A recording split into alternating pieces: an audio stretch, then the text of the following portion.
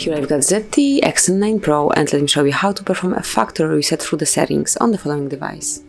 So at first let's open list of all applications, then find and select the settings. Now locate and click on the system, go to the advanced, and then click on reset options. Here the very last possibility is erase all data, factory reset, just click on it.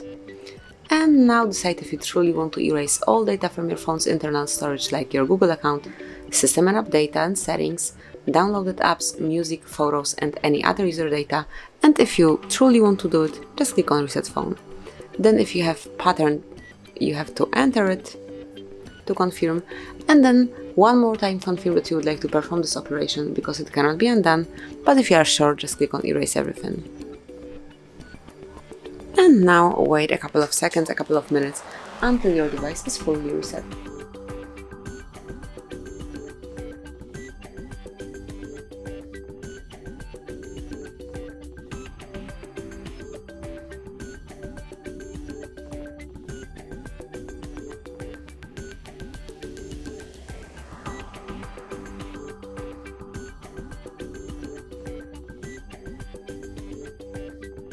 And that's it, now you can set up your phone as a new one.